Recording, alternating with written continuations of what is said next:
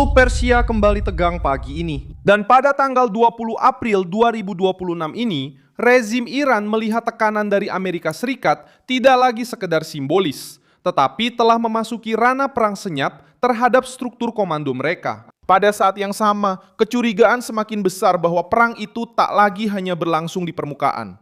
Bukan hanya di permukaan, tetapi juga di bawah air, tempat jalur, ranjau, sensor, dan kabel yang menopang komunikasi strategis berada. Yang terjadi secara objektif adalah sebagai berikut. Pasukan Amerika Serikat mencegat Tosca ketika kapal itu sedang menuju Bandara Bas. Menurut Komando Pusat Amerika, kapal kargo tersebut mengabaikan peringatan selama sekitar 6 jam. Kapal itu terkena tembakan di ruang mesin oleh kapal perusak USS Pruance dan kemudian dinaiki oleh marinir dari grup ekspedisi marinir ke-31. Versi Amerika menyatakan bahwa kapal tersebut melanggar blokade dan bahwa barang-barang di dalamnya mungkin termasuk barang dengan penggunaan ganda, yaitu barang yang dapat digunakan baik untuk industri maupun untuk struktur militer Iran. Bagi Teheran, hal ini dianggap sebagai aksi pembajakan. Bagi Washington, ini adalah demonstrasi pengendalian di laut. Disinilah detail yang eksplosif muncul. Rezim mulai mempertimbangkan kemungkinan bahwa bagian lain dari sistem mereka juga bisa rentan. Dan itu termasuk komunikasi, sensor, jalur pasokan, dan infrastruktur bawah laut. Kita sedang melihat skenario blokade, penyitaan kapal, pembersihan ranjau, dan perang tekanan total yang diberitakan oleh semua media arus utama. Dan kita juga melihat beredarnya dugaan serius dan masuk akal dalam logika konfrontasi ini bahwa kabel bawah laut milik Iran sedang dipotong langsung dari dasar laut. Hipotesis ini menakutkan karena seluruh dunia sudah memahami bahwa infrastruktur bawah laut telah menjadi target strategis. NATO sendiri telah memperkuat perlindungan kabel dan pipa setelah serangkaian insiden di Baltik. Dan Mark Rutte mengingatkan bahwa lebih dari 95% lalu lintas internet global bergantung pada kabel bawah laut, yang juga menopang transaksi senilai triliunan dolar setiap harinya. Pada tahun 2025, Finlandia bahkan sempat menyita sebuah kapal yang dicurigai melakukan sabotase terhadap kabel antara Helsinki dan Estonia. Di Laut Merah, pemutusan kabel juga menyebabkan dampak nyata pada konektivitas di beberapa bagian Asia dan Timur Tengah. Artinya, membicarakan perang terhadap kabel bukan lagi fantasi. Ini adalah ancaman nyata dalam lingkungan strategis modern. Dalam kasus Iran, ketakutan semakin besar karena wilayah krisis ini adalah salah satu area paling sensitif di dunia.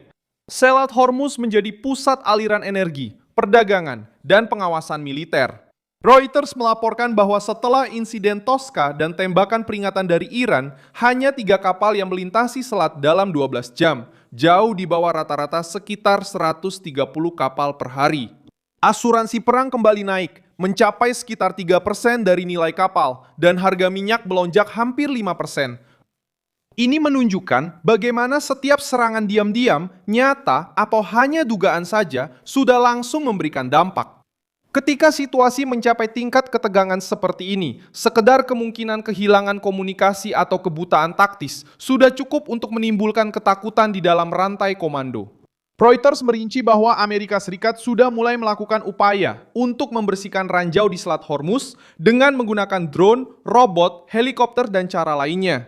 Justru karena perang di laut tidak hanya bergantung pada pertempuran besar, tetapi juga pada menetralkan ancaman tersembunyi dan membuka jalan untuk menguasai jalur pelayaran. Dan mengapa hal ini bisa menimbulkan kepanikan? Karena rezim yang tertekan biasanya bereaksi lebih buruk ketika mereka merasa kehilangan prediktabilitas. Otoritas Keamanan Swedia bahkan mengatakan pada bulan Maret bahwa sejarah menunjukkan bagaimana rezim yang putus asa dan berada di bawah tekanan bisa menjadi jauh lebih berbahaya. Poin ini membantu kita memahami situasi Iran saat ini.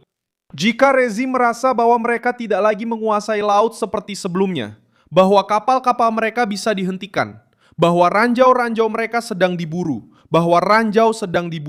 Angkatan Laut menjadi topik utama dalam aliansi militer besar. Perasaan di dalam negeri tidak lagi sekedar konfrontasi, tetapi berubah menjadi perasaan terkepung. Dan pengepungan dalam politik perang biasanya menyebabkan kesalahan perhitungan, radikalisasi, dan kegelisahan. Masih ada satu poin penting lainnya. Uni Eropa sudah bergerak untuk memperluas sanksi terhadap pihak-pihak yang bertanggung jawab atas pemblokiran kebebasan navigasi di Hormuz. Ini berarti bahwa rezim Iran tidak hanya menghadapi satu pihak, mereka juga menghadapi risiko isolasi yang lebih luas, dengan negara-negara lain bersiap untuk menghukum siapapun yang terlibat dalam gangguan jalur tersebut. Ketika kemajuan diplomatik ini digabungkan dengan blokade militer Amerika, hasilnya adalah tekanan simultan di tiga lini: ekonomi, maritim, dan psikologis. Dan justru karena itulah, narasi tentang kemungkinan serangan tersembunyi terhadap komunikasi Iran semakin menguat. Dalam situasi seperti ini, setiap skenario menjadi kecurigaan, setiap keheningan menjadi pertanda. Setiap keterlambatan menjadi ketakutan akan infiltrasi. Oleh karena itu, peristiwa-peristiwa ini menunjukkan sesuatu yang lebih besar daripada sekedar aksi tunggal. Ini menunjukkan bahwa rezim Iran sekarang tidak hanya takut pada rudal atau blokade yang terlihat, mereka takut pada yang tak terlihat. Mereka takut pada perang yang tidak terlihat dalam citra terbuka.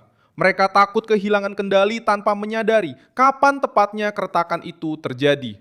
Mereka takut mengetahui, mungkin sudah terlambat, bahwa keunggulan Amerika tidak hanya ada pada kapal dan pesawat, tetapi juga pada kemampuan untuk menutup jalur, melacak kargo, dan menetralkan ancaman bawah laut. Dan menimbulkan tekanan yang perlahan-lahan mengikis kepercayaan para pemimpin Iran. Pada akhirnya, Amerika Serikat menunjukkan bahwa mereka bisa menghentikan kapal, mempertahankan blokade, memperluas pencarian barang selundupan, membersihkan ranjau, dan menjaga selat tetap berada dalam sengketa langsung. Iran menanggapi dengan ancaman, retorika, dan gambaran umumnya menunjukkan tekanan yang terus meningkat. Dan pada titik inilah, para ayatollah mungkin bisa menyangkal rasa takut. Namun, situasinya menunjukkan sebuah rezim yang berada di bawah tekanan ekstrim, dikepung dari luar dan gelisah di dalam.